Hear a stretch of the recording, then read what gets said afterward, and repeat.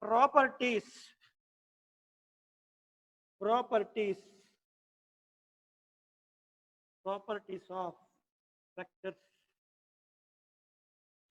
Properties of vectors.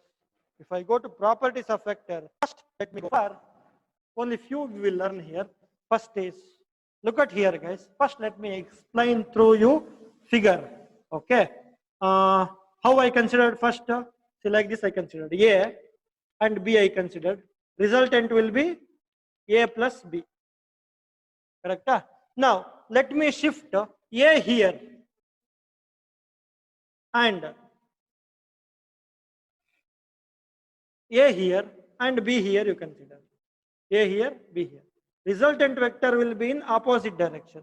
So I can write this as B plus vector A plus vector B plus vector A. Is it visible to you guys? That means properties of what it says here A plus B also can be written as B plus A. This is commutative property. Commutative property.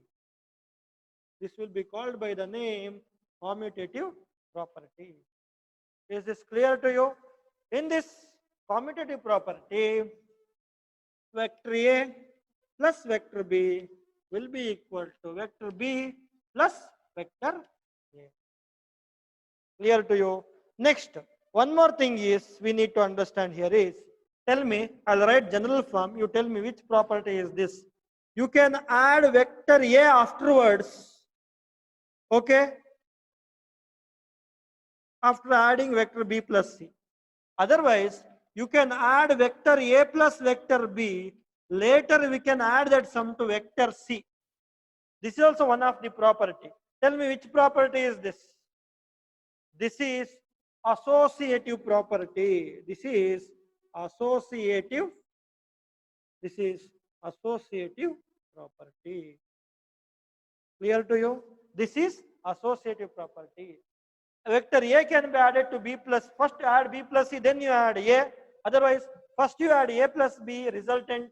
For resultant you add C, then both also same. Next, third law we shall go. In the third law, what it says? It says about additive. For a vector A, we have, see here, this you rename afterwards. For vector A, vector A plus 0 will be equal to 0 plus vector A. We can write. That means this is vector A only. That means if I add something to vector A, that will not become 0 vector we shall add. That will not change. What we call for that? Here, A is called additive identity. Here, vector A is called vector A, no? Vector 0, which makes it is same vector 0. See, which makes A as same in output? 0, vector 0 makes A as same in output. Therefore, 0 vector is called additive identity. Additive identity. Clear to you, students? If you want, you write here additive identity. Third property is additive identity. We shall go with additive inverse. We shall go additive identity over additive inverse. We shall go additive inverse. What is additive inverse of vector A? Can anybody tell me what is additive inverse of vector A? Yes, your answer is right. Additive inverse of vector A is Manjunath. It is minus A. That means for vector A, I should add something. Okay. For vector A, I should add something. I should get 0. Here, for vector A, I should add something. I should get A. That is additive identity. For vector A, I should add something. I should get vector A. I should add 0. Here, for vector A, I should add something, I should get 0. Sorry, 0 no? 0, correct. Here we can add minus vector A. Here also minus A vector. Therefore we call, minus vector A is called additive inverse. Is called additive inverse. If anybody is having confusion, we can ask and clarify. Otherwise, you can copy this. These are all the properties of the vectors: commutative property, associative property, additive identity property, additive inverse property. These are all the 4 properties. You can copy this. Any doubts regarding this? You can ask. Next is multiplication.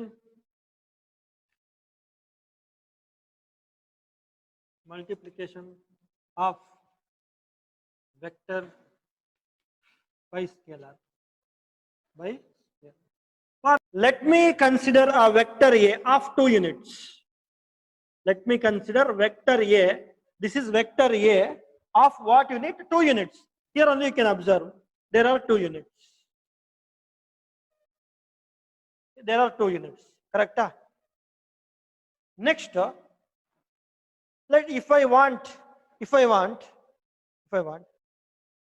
half A. How will you write? See, this you shall consider as it is 1 centimeter. It is 1 centimeter. That totally 2 centimeter. Half of A, what will you write? Half of A, what will you write? Half of A will become 1 centimeter. Will you agree? This is A. Half of the A will be 1 centimeter. Therefore, I'll write this as half of A. Here, half is scalar. A is vector. Half vector A is a vector. Is this clear to you? 2A, if they ask what will you write, you have to take like this. 1, it should be of the 4 centimeter line, 1 centimeter, 1 centimeter, 1 centimeter. You have to consider a line. This we can call as a 2 into vector A. 2 times the vector A. That means what? 2 is a scalar, A is a vector. It will become 2A, vector 2A. Clear to you? Next, if I want this in some other way, if I want minus A now, what will you do? Now, length is same because magnitude is not going to change. Only changed factor is symbol, that is sign. Therefore, A will take opposite direction. This also will be 1 centimeter. This also will be 1 centimeter. Clear to you? See, this is what? Now, if I want minus 2A, what will you write? Minus 2 vector A. See, length, magnitude will be same, but direction changes. Now, if we say that half positive, half A, if we say what will you write? Nothing, it will change. You will write like this. Is it clear to you guys? That means if we can write like this, if A is a vector, and vector lambda is a scalar, if A is a vector and lambda is a scalar, then the product of vector and scalar is given by then product of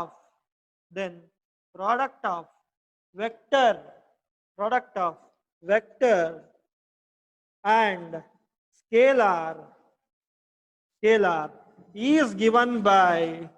is given by lambda into vector A.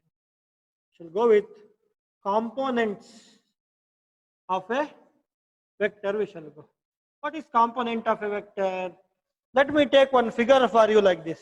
Now, see, this is already you know that this is x-axis, this is y-axis, this is z-axis. So it has got many units you consider. We don't know, many units may be there. Let me consider this as small unit. This unit, only I am considering this distance. This I'll consider as a I cap. I'll consider I cap is a unit vector. This small I'll consider as a j cap. This small area I'll consider as a k cap. That means here I cap, let I cap, j cap and k cap are unit vectors. Let me consider that as a unit vector. There may be many units, that I have considered one unit as a I cap, j cap and k cap. Let me draw that only by using the figure. Let me draw. Okay. That only unit vectors only, nothing new. See, this place what I have written here is unit vectors. Correct. Figure is unit vectors. See now, this is x-axis, this is y-axis, this is z-axis. How can we write unit vectors? How can we write unit vectors? See here you already know that this will be a position vector. Will you agree? Position vector of x, y, z it will be. Position vector p you know already. How we can write, do you know? This one. Very simple, guys. OP vector already you know. OP is equal to, that means R vector. OP means position vector P. Position vector P. What I can write here? You can visible, right? Position vector P. Position vector P. That means OP. Vector OP. That means magnitude of OP. That is R. That is R. See, here you should understand. See, this is very important. Total length is x, but unit length is what? I. Therefore, I can write this as x I cap. In the same way, if I go, I can write y into x into I cap, y into j cap, z into k cap I can write. See, this is how we write the components of a vector. But magnitude of position vector is what actually? Already we know what is the magnitude of position vector. Magnitude of position vector. What is magnitude of position vector? Already we learned. Square root of magnitude of the position vector can be written as OP. P of xyz, that is equal to OP. How we wrote magnitude? Do you remember? X square plus y square plus z square. See, this is how we represent which one actually? We represent the component of a vector. Confusion no need. X comma y comma z are scalars. Okay. Then I cap, j cap and k cap are vectors. But xi cap comma yj cap plus zk cap are, yes, it is vectors. This is about the concept of component of a vector. If this is a unit vector, then component of a vector OP can be given by xi cap, yj cap, zk cap. And here magnitude, already we have learned this, x square plus y square plus z square. So here xy z are scalars, ijk are vectors, and these are all the vectors. Is it clear about the class?